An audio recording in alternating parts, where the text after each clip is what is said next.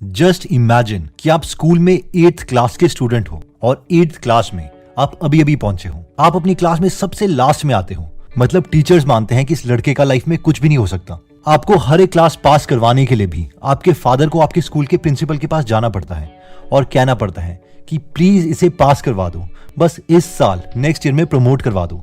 अब आप मुझे ये बताओ कि आप इस पोजीशन पर अपने को फेलियर मानोगे या नहीं, क्योंकि रियल डेटा तो यही है कि आप अभी तक क्लास में अच्छे से पास भी नहीं हुए हो। लाइफ में आपने अभी तक कोई एक्स्ट्राऑर्डिनरी अचीवमेंट शो नहीं करी है। इस सिचुएशन में बहुत से लोग शायद हार मान लेंगे, लेकिन हम एक रियल स्टोरी देखते हैं एक लड़के की जिसके साथ एग्जैक्टली ऐसा ही हो रहा था। बट 8th क्लास के पहले सेमेस्टर में उसके साथ कुछ डिफरेंट हो गया। उनके एक स्कूल के टीचर ने हॉल में ही सारे क्वेश्चंस के आंसर उसे दे दिए। इन शॉर्ट उसे चीटिंग करवा दी, जिसकी वजह से वो क्लास में लास्ट पोजीशन के बजाय 3rd आ गया। और जैसे ही ऐसा हुआ, सारे के सारे टीचर्स और बाकी स्टूडेंट्स इस लड़के को बहुत ही रिस्पेक्ट भरी नजरों से देखने लग गए। इसे लोगों का प्यार मिलने लग गया, पेरेंट्स का, अपने टीचर्स का प्यार मिलने लग गया। तो इस लड़के को लगा, ओह मुझे इस बार भी एग्जाम्स में अच्छा ही करना है। तो इसने अपने घर वालों से पैसे लिए और जहां पर पेपर्स प्रिंट होते थे उनके पास चला गया और कहा कि मुझे क्वेश्चन पेपर्स मिल सकते हैं क्या। तो उस प्रिंटर वाले ने इस लड़के से कहा, चले जाओ यहाँ से, वरना तुम्हारी कंप्लेन हम प्रिंसिपल के पास करवा देंगे। बट इस लड़के को लगा कि अगर अब मैंने एग्जाम में अच्छा नहीं किया तो सब दोबारा से मुझे यूजलेस समझने लग जाएंगे, और ये ऐसा नहीं चाहता था। इसीलिए इसने स्टडी करना स्टार्ट कर दिया और जिंदगी में पहली बार अपनी मेहनत से 5th आया। इसे लगा कि ये कुछ भी कर सकता है और इसने मेहनत करनी स्टार्ट कर दी, क्योंकि जब जब ये मेहनत करता था लोग इसे रिस्पेक्ट भरी नजरों से देखते थे। इस लड़के ने इतनी मेहनत कर ली कि इसकी सिलेक्शन IIT दिल्ली में हो गई। IITs में भी ये टॉप में नहीं आता था, बट बॉटम 10% में आता था। अब आप में से बहुत लोग सोच रहे होंगे कि यार वाह, ये तो काफी अच्छा रहा लाइफ में, बट अभी ये क्या कर रहा है। तो एक्चुअल में ये स्टोरी है दीपिंदर गोयल की। शायद आपने इनका नाम ना सुना हो, लेकिन इनकी $9.5 बिलियन की कंपनी जोमेटो का नाम जरूर सुना होगा। Yes, Deepinder Goyal was a failure till 8th। तो इस स्टोरी से हमारी लर्निंग ये है कि anyone can do it, the question is what makes you do it. यानी कर कोई भी सकता है, लेकिन सवाल ये है कि हमें खुद में कोई ऐसी मोटिवेशन ढूंढनी है ताकि हम खुद से काम करवा सके। हो सकता है कि दीपक की तरह हमें भी रिस्पेक्ट ही चाहिए हो। नेक्स्ट पॉइंट कहता है कि don't drain your energy. Last हफ्ते अमेरिकन स्केटर नेथन चैन ने 2022 के ओलंपिक्स में गोल्ड मेडल जीता और सबके फेवरेट बन गए। इस 4 मिनट की फ्री स्केट परफॉर्मेंस में इन्होंने 5 क्वाड्रपल जंप्स की, जो कि बहुत ही मुश्किल है क्योंकि जंप्स आइस स्केट्स को पहन के होती है। एनीवेज, बहुत से लोगों ने इनके हैबिट्स के बारे में जानना स्टार्ट कर दिया कि ये क्या क्या करते हैं, लेकिन किसी ने भी ये नहीं पूछा कि ये क्या नहीं करते थे। क्या आपको पता है कि 2020 के ओलंपिक्स में चैन अपना मोबाइल साथ नहीं लेके आए थे ताकि उनकी ब्रेन एनर्जी खत्म ना हो, बल्कि फोन की जगह ये साथ में गिटार लेके आए थे। चैन ने कहा कि फोन में हमेशा मुझे सोशल मीडिया की पोस्ट देखने की क्यूरियोसिटी होती है, जिससे सारी एनर्जी ड्रेन हो जाती है। ऑब्वियसली हम में से सारे एथलीट्स तो है नहीं, लेकिन फिर भी चैन से हम लेसन सीख सकते हैं कि छोटी चमकती स्क्रीन ही हमारी लाइफ नहीं है और इसकी वजह से हम अपना पूरा पोटेंशियल अचीव नहीं कर सकते। इन शॉर्ट लर्निंग ये है कि we have to stay focused, और किसी भी चीज की प्रिपरेशन के दौरान ये सोशल मीडिया तो बंद करना ही पड़ेगा। नेक्स्ट प्रिंसिपल कहता है कि to learn you have to teach. ये है मोनीश पबराय का यूट्यूब चैनल। सवाल ये आता है कि he is a millionaire investor, इन्होंने यूट्यूब चैनल क्यों खोला हुआ है? क्या इन्हें यूट्यूब के एड से पैसे चाहिए या फिर कोई स्पॉन्सर चाहिए जिनके प्रोडक्ट से प्रमोट कर सके? ऑब्वियसली इनका टाइम इतना वैल्यूएबल है कि ना ही इन्हें यूट्यूब की एड से और ना ही कोई स्पॉन्सर की इनकम से इन्हें कुछ फायदा होने वाला है। मुनीश कहते हैं कि the best way to learn is to teach, यानी अगर खुद कुछ सीखना है तो पढ़ाना स्टार्ट कर दो। और यही रीजन है कि इन्होंने यूट्यूब चैनल खोल दिया है, और इवन बेस्ट यूनिवर्सिटीज में भी इसी रीजन की वजह से ये लेक्चर्स देते हैं। क्योंकि अगर इन्हें कोई लेक्चर देना है तो इन्हें अपने थॉट्स को वेल ऑर्गेनाइज करना पड़ेगा, और यही इस पॉइंट का लेसन है कि अगर हम कोई भी अच्छी बुक उठा लें, चाहे वो कैल न्यूपोर्ट की book how to become straight A student हो या फिर बारबरा ओकली की book a mind for numbers हो, इन सब में इसी कॉन्सेप्ट को अलग अलग तरीके से एक्सप्लेन किया गया है। कई लोग इसे एक्टिव रिकॉल बोलते हैं, यानी कोई भी कॉन्सेप्ट पढ़ने के बाद स्लो मोशन में फुल सेंटेंसेस में बुक बंद करके उस कॉन्सेप्ट को एक्सप्लेन कर दो। कई लोग इसे टीच टू लर्न मेथड बोलते हैं, लेकिन कुछ भी नया सीखने की यही बेस्ट टेक्निक है। चाहे आप मोनीश पबराई की तरह बेस्ट इन्वेस्टर बनना चाहते हो या फिर कैल न्यूपोर्ट की तरह MIT जैसे कॉलेज से PhD करना चाहते हो। नेक्स्ट अमेजिंग प्रिंसिपल आता है कि focus is for 5 minutes and not for hours. Policy बाजार के CEO यशीश दहिया कहते हैं कि बेशक मैंने IIT IIM क्लियर किया है और आयरन मैन रेस भी जीती है, और आप सब ये सोच रहे होंगे कि यार ये तो बहुत ही फोकस इंसान है, तभी तो इतनी सारी बड़ी चीजें अचीव कर पाया।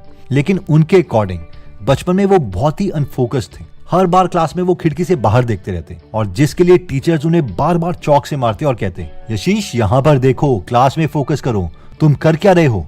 यशीश बोलते हैं कि सालों तक मेरे साथ यही चलता रहा, लेकिन फिर मैंने एक बहुत ही इंटरेस्टिंग थिंकिंग मॉडल अपने लिए निकाला। मैं हमेशा खुद को यही बोलता था कि अब घंटों तक नहीं काम करना है, तुझे बस अगले 5 मिनट, सिर्फ 5 मिनट के लिए फोकस करना है। और फिर मैं घड़ी में टाइम देखता कि अगर अभी 7 बजे है, ठीक है, मैं अगले 5 मिनट यानी 7:05 तक ही मेहनत करूंगा।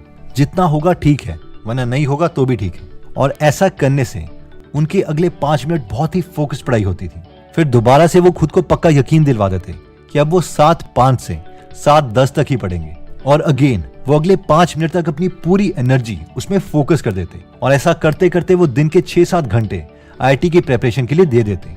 And that's it. इसी स्ट्रैटेजी से उन्होंने इंडिया की सबसे डिफिकल्ट एग्जाम्स, आईआईटीज और आईएम्स को क्लियर किया और साथ में $1 बिलियन की कंपनीज भी बना दी। तो इसमें हमारी लर्निंग ये है कि डिवाइड एंड रूल, जिस स्ट्रैटेजी से अंग्रेजों ने हम पर राज किया, इसी स्ट्रैटेजी में बहुत बहुत ताकत है। अगर कोई भी काम हमें डिफिकल्ट लग रहा है तो हम उसे बहुत ही छोटे टुकड़ों में तोड़ सकते हैं। एंड आई प्रॉमिस वो काम बहुत ही आसान लगने लगेगा। नेक्स्ट लेसन कहता है कि डज पोमोडोरो टेक्निक वर्क। बहुत से आर्टिकल छपे हैं जो कंपेयर करते हैं पोमोडोरो टेक्निक को डीप वर्क से, और ये सवाल करते हैं कि इन दोनों टेक्निक में से बेटर टेक्निक कौन सी है। हम सबने पोमोडोरो टेक्निक पढ़ी है, जिसमें हमसे कहा जाता है कि 25 मिनट तक काम करो और 5 मिनट का रेस्ट लो, या फिर 50 मिनट के लिए कोई काम करो और 10 मिनट का रेस्ट लो। जबकि डीप वर्क हमें 4 तरीके बताता है और कहता है कि इनमें से कोई भी एक ऑप्शन चुन लो, जिनमें से फर्स्ट मेथड है मोनेस्टिक अप्रोच, यानी जब तक पूरा टारगेट ना अचीव हो जाए हम कुछ और लाइफ में करेंगे ही नहीं, चाहे इसके लिए 2 साल लगे या 4 साल। सेकंड है बाय मॉडल अप्रोच, हर रोज 4 से 6 घंटे अपना मोबाइल बंद करके काम करो और उसके बाद एंजॉय करो फुल ऑन। नेक्स्ट है रिदमिक अप्रोच। एक तरह से ये पोमोडोरो टेक्निक की तरह ही है कि 90 मिनट्स के लिए यानी 1.5 घंटे तक फुल फोकस स्टेट में काम करो और फिर 20-25 मिनट का रेस्ट लो। और चौथी टेक्निक जो डीप वर्क हमें बताती है वो है जर्नलिस्टिक अप्रोच। ये उन लोगों के लिए है जो बहुत ही बिजी लोग हैं, जिन्हें बिल्कुल भी फ्री टाइम नहीं मिलता। तो अब सवाल ये है कि ये लोग कैसे मेहनत करें, ये लोग अपने गोल तक कैसे पहुंचे। ये टेक्निक कहती है कि बीच बीच में अगर इनके पास सिर्फ 15 मिनट भी हैं तो उन्हें भी ये यूटिलाइज कर सकते हैं। इसका एक एग्जाम्पल है कि अगर इन्हें कुछ भी स्टडी करना है या कोई कोर्स या लेक्चर देखना है तो उनके स्क्रीनशॉट या वो कोर्सेज अपने मोबाइल में सेव करके रखेंगे और जब भी इन्हें 10 या 15 मिनट फ्री मिले ये उन्हें देख लेंगे, ताकि बॉल कीप्स ऑन मूविंग। अगर हम ध्यान से इन सब ऑप्शंस को देखें इंक्लूडिंग पोमोडोरो टेक्निक, तो ये सब सेम ही है, बस सिर्फ डिफरेंस टाइम का ही है कि कितने कितने टाइम तक हम एब्सोल्यूट फोकस्ड स्टेट में काम करेंगे और कितने टाइम हम ब्रेक लेंगे। बट आई हैव सीन कि हम में से कई लोग इसे कुछ ज्यादा ही सीरियसली ले लेते हैं कि 25 मिनट के बाद भी अगर हमारी कंसंट्रेशन बन रही है तो वो ब्रेक ले लेंगे, या फिर ऐसे ऐसे क्वेश्चंस पूछेंगे कि 5 मिनट की ब्रेक में करना क्या है। ये कोई मैथ्स का फॉर्मूला नहीं है कि इसे एग्जैक्टली हमें फॉलो करना है। It is just a piece of advice कि अगर हम थक गए हैं तो कुछ टाइम के बाद हम ब्रेक ले सकते हैं, और अपने लर्निंग टाइम को इंक्रीज करने के लिए हमें पूरा थकने से पहले ही ब्रेक ले लेनी चाहिए। अगर पूरा एग्जॉस्ट हो जाएंगे तो हम कम टाइम ही काम कर पाएंगे। तो एक बार हम जल्दी से सारे कॉन्सेप्ट्स को रिवाइज कर लेते हैं, और अगर आप चाहें तो आप इनके स्क्रीनशॉट्स ले सकते हैं ताकि बाद में आप इन्हें रिवाइज कर सकें। तो सबसे पहले हमने देखा था कि anyone can do it, the question is what makes you do it. इसमें हमने बिंदर गोयल की स्टोरी देखी थी कि 8th क्लास तक उन्हें सब लूजर मानते थे, लेकिन जिस वक्त उन्हें पता चल गया कि लोग उन्हें रिस्पेक्ट करते हैं अगर उनके अच्छे मार्क्स आएंगे, तो उन्होंने स्टडी करना स्टार्ट कर दिया और आईआईटी में सिलेक्शन भी हो गई। साथ में आज इतनी बड़ी कंपनी के वो फाउंडर हैं। तो इसका मतलब ये है कि कैपेबिलिटी तो सब में है, बस हमें ये फाइंड करना है कि हम खुद को क्या रिवॉर्ड दे सकते हैं ताकि हम खुद से काम करवा सकें। सेकंड पॉइंट था कि डोंट ड्रेन योर एनर्जी। इसमें हमने अमेरिकन स्केटर और 2022 ओलंपिक विनर नेथन चैन की स्टोरी देखी कि ओलंपिक्स के टाइम में वो अपना मोबाइल घर ही छोड़ के आए थे। वो जानते थे कि इससे उनकी एनर्जी ड्रेन होगी। और आप किसी को भी अपने आसपास नोटिस कर लेना जो लाइफ में कुछ बड़ा अचीव कर रहे हैं, या तो वो बिल्कुल भी सोशल मीडिया से कनेक्टेड होंगे ही नहीं, या फिर बहुत ही सिलेक्टिव टाइम के लिए उसे यूज करते होंगे। देखो यार, जब भी नोटिफिकेशंस आएंगी तो हमारी एनर्जी ड्रेन होगी ही होगी, चाहे उसे रेजिस्ट करने में ड्रेन क्यों ना हो। इसलिए जब हम प्रिपरेशन कर रहे हैं तो उस वक्त तो हमें इसे बंद करना